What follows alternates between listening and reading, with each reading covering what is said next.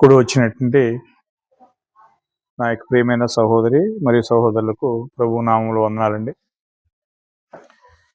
సమయంలో దేవుని యొక్క లేఖనాల్లో నుంచి మనం కొన్ని ఆలోచనలు చదువుదాం.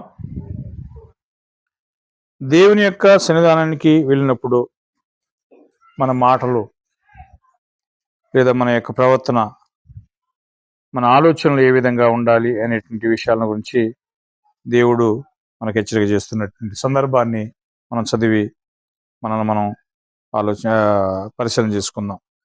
చూడండి, ప్రసంగి 5వ అధ్యాయము 2వ వచనంలో, నీవు దేవుని సన్నిధిని అనాలోచనముగా పలుకుటకు నీ హృదయము త్వరపడనీయక నీ నోటిని కాచుకోము.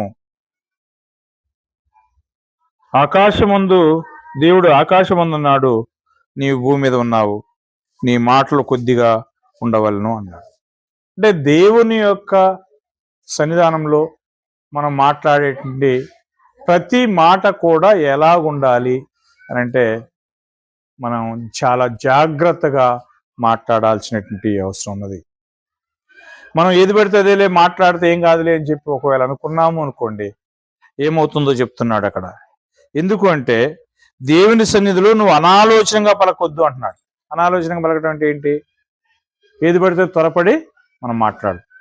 దేవుని సన్నిధి అంటే ఏంటి? ఇక్కడ ప్రార్థనకు వచ్చినప్పుడు మాత్రమే కాదు, మనం బయట వ్యక్తులతో మాట్లాడేటప్పుడు కానీ, లేదా ఇక ఏదైనా ఒక సందర్భంలో మనం ఇతరులతో మనం సంబంధాలు కలిగి ఉండి మాట్లాడే సందర్భంలో కానీ, ఏ విషయంలోనైనా మనం ఎలాగ ఉండాలంటే చాలా జాగ్రత్తగా ఉండాల్సినటువంటి అవసరం ఉన్నది. ప్రత్యేకంగా నువ్వు దేవుని సన్నిధానానికి పోయినప్పుడు మాత్రం ఇంకా జాగ్రత్తగా ఉండాల్సినటువంటి అవసరం ఉన్నది.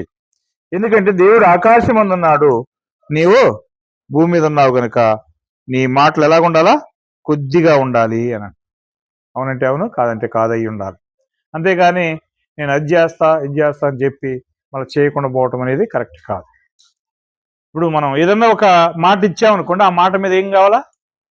నిలబడాల్సి